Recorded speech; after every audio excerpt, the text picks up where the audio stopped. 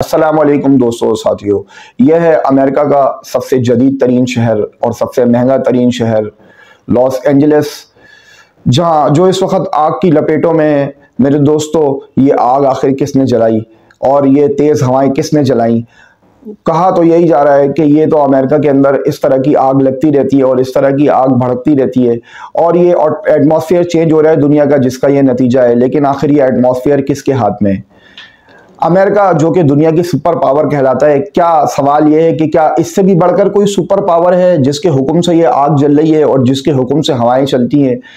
اور امریکہ جیسا جدید ترقی یافتہ ملک جس کے پاس نہ سہولتوں کی کمی ہے نہ ٹیکنالوجی کی کمی ہے، آیا وہ اس آگ پر ابھی تک قابو کیوں نہیں پا سک رہا ہے؟ اور دوسری بات یہ ہے کہ ایک طرف تو لاس اینجلس ہے جہاں پر 1300 مربع کلومیٹر سے زیادہ ایک کرۂ ارضی وہ آگ کی نظر ہو گیا ہے، لیکن اس کے ساتھ ساتھ امریکہ کی ایک دوسری ریاست فلوریڈا کے اندر اس وقت تیز ہوائیں اور طوفان ہیں اور آسمانی بجلی اپنے زوروں پر ہے۔ اور تیسری طرف یہ ہے کہ باقی امریکہ جو ہے وہ برف سے ڈھکا ہوا ہے، نظام زندگی مفلوج ہے۔ گو کہ یہ رپورٹنگ ایسی نہیں ہے، جو شخص وہاں پر رہ رہا ہوگا وہی اس کو زیادہ صحیح بتا سکتا ہے، لیکن ہم سوال یہ کرتے ہیں کیا امریکہ کے علاوہ بھی کوئی ایک سپر پاور ہے جس کے حکم سے یہ ہوائیں چل رہی ہیں، جس کے حکم سے یہ آگ بھڑک رہی ہے، جس کے حکم کے سامنے اور جس کی آگ کے سامنے امریکہ جیسی بڑی سپر پاور کی ٹیکنالوجی اس وقت فیل ہو چکی ہے؟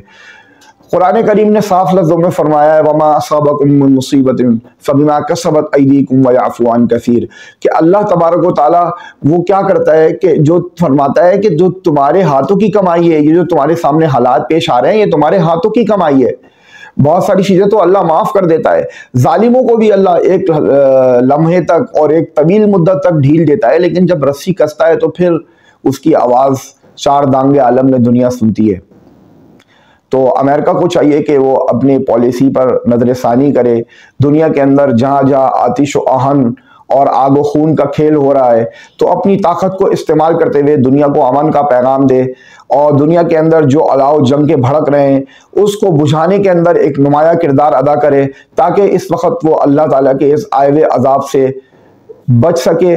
اور اس آئے ہوئے عذاب کا مقابلہ کرنا یہ کسی ٹیکنالوجی کے بس کی بات نہیں ہے۔ اگر اللہ تعالیٰ کی قدرت اپنے یعنی کہ جوبن پہ آ گئی تو آخر مجھے بتاؤ کہ دنیا کے اندر کوئی ٹیکنالوجی ہے؟ ابھی تک تو یہ ٹیکنالوجیز فیل ہیں۔ آسمانی بلاؤں کے سامنے سب ٹیکنالوجی فیل ہو جاتی ہے میرے بھائیوں۔ آسمانی بلائیں اور آسمانی آفات وہ ایسی ہیں کہ اس کے سامنے دنیا کی کوئی ٹیکنالوجی کسی کام نہیں آ سکتی، اور اس کا ایک کھلا نتیجہ آپ اس صورت میں دیکھ رہے ہیں جو کہ لاس اینجلس میں آگ بھڑک رہی ہے۔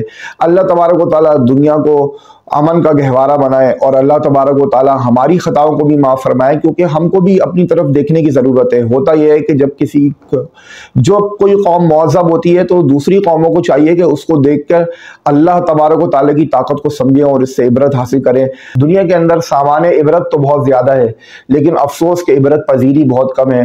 وآخر دعوانا الحمدللہ رب العالمین۔